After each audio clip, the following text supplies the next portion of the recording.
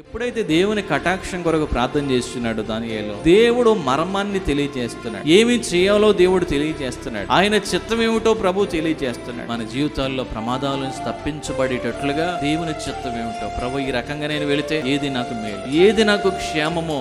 అవును పిల్లరా, మన జీవితాల్లో ఉద్యోగ విషయంలో, ఏమండి వివాహాల విషయంలో దేవుని సందులో ప్రార్థన చేసుకుంటూ ఉండాలి. దేవుని అడుగుతూ ఉండాలి. దేవుని సందులో కన్నీరు కాచి దేవుని కొరకు ఎదురు చూస్తూ ఉండాలి. అవును, దేవుని సందులో పలానా కార్యం విషయంలో ప్రార్థన చేస్తూ ప్రార్థన చేస్తూ అడుగులు వేస్తూ ఉంటే ప్రభు నడవలసిన మార్గంలో ప్రభు ఏం చేస్తాడు? నడిపిస్తాడు. మేలైన మార్గంలో ప్రభు నడిపిస్తూ ఉంటాడు. మనకి మేలు కలిగేటట్లు నడిపిస్తూ ఉంటాడు. దేవుడు ఆయన కటాక్షం చూపించి దానియేలుకి ఆ రాత్రి దర్శనము ద్వారా మర్మాన్ని ప్రభు తెలియజేస్తాడు. ఎవరి బిడ్డలు బాగా ప్రార్థన చేసుకోవాలి. మీ జీవితాల విషయంలో దేవుడు చక్కగా ఆయన ఆధీనంలో నిన్ను నడిపిస్తూ ఉంటాడు. ఏది మేలో నీ జీవితానికి, ఏది ప్రయోజనమో, ఏది నీకు క్షేమమో, ఆ విధంగా ప్రభు చక్కగా నడిపిస్తూ ఉంటాడు. ఏది నీ భవిష్యత్తుకు ఆశీర్వాదమో, ఏది నీకు దీవెనో ప్రభు నడిపిస్తూ ఉంటాడు.